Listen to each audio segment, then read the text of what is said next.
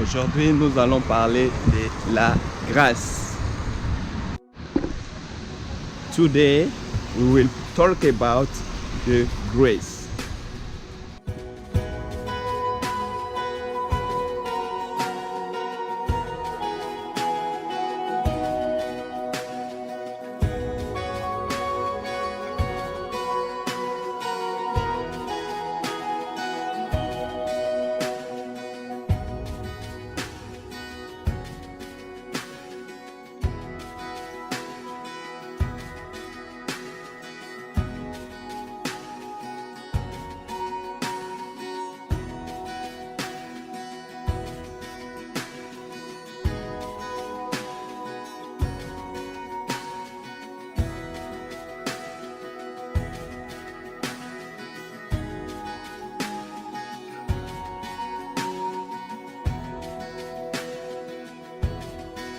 Chapitre 2, verset 11.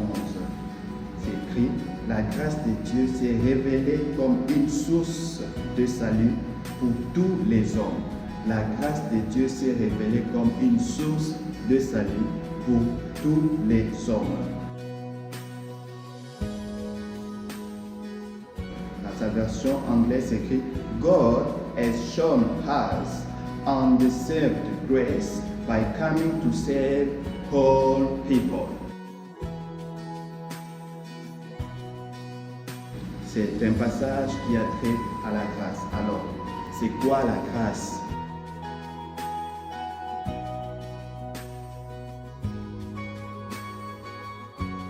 Quels sont les différents aspects sur la grâce?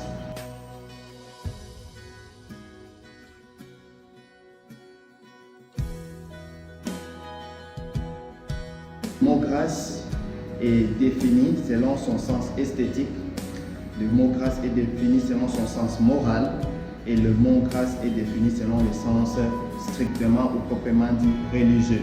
C'est ce que nous allons voir ensemble. Alléluia, glory, glory. Nous allons parler de la grâce. La grâce dans trois aspects. L'aspect esthétique,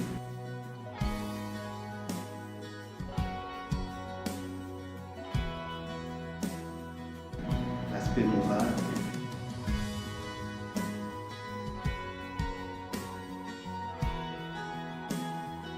et l'aspect proprement dit religieux.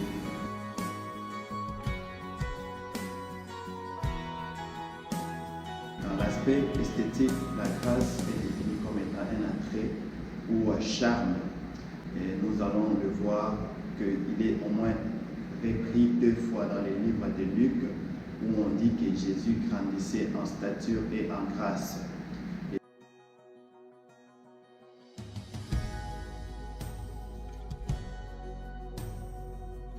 Luc chapitre 4, verset 22.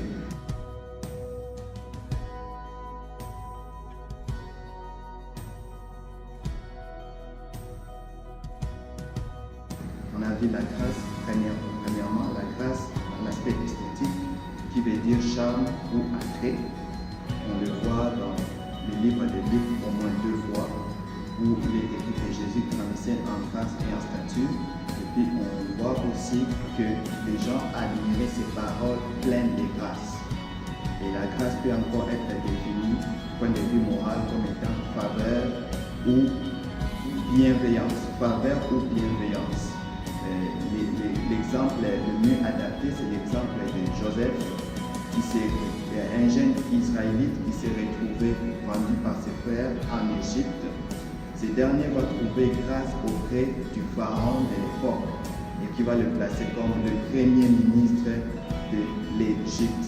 Cet homme avait trouvé grâce ou bienveillance ou faveur auprès du pharaon de l'Égypte antique. Troisième aspect, nous allons parler de la grâce, c'est ce qui est vraiment le thème vraiment central de la Bible. Parce que nous devons savoir que le christianisme n'a pas son sens si nous ne connaissons pas ou si nous ne comprenons pas la grâce. C'est un terme tellement complexe que je ne pourrais pas m'attribuer tous les mérites de l'explication, mais je vais juste essayer de partager par rapport à ce que j'ai compris et libre aussi de donner vos suggestions. Alors, la grâce selon la Bible, la grâce est une disposition biblique. Cela se manifeste par l'amour de Dieu. Il est écrit dans le livre de Jean, chapitre 3, verset 16. Car Dieu a tant aimé le monde qu'il a donné son Fils unique, afin que quiconque croit ne périsse point, mais qui ait la vie éternelle. Pourquoi Dieu se donne le droit de nous accorder la grâce? Parce que quelque part, l'homme avait péché. Et quand l'homme a péché, il a comme brisé son alliance avec Dieu. Étant donné que l'être humain avait brisé son alliance avec Dieu, l'homme est devenu ennemi de Dieu parce qu'il a désobéi à la parole de Dieu. Il a désobéi à son accord avec Dieu. C'est pour laquelle la Bible nous dit que tous ont péché et sont privés de la gloire de Dieu. À cause du péché d'Adam, en fait, l'humanité s'est retrouvée contre la colère de Dieu. Alors, pour remédier à la situation, Dieu, dans son amour immense, nous a envoyé Jésus-Christ, afin que quiconque croit ne périsse point, mais qui ait la vie éternelle. Donc, Jésus-Christ est le don gratuit de Dieu pour accéder à la grâce. Oui, c'est comme ça que se manifeste la grâce de Dieu. La grâce de Dieu se manifeste par rapport à l'incapacité de l'homme de faire le bien.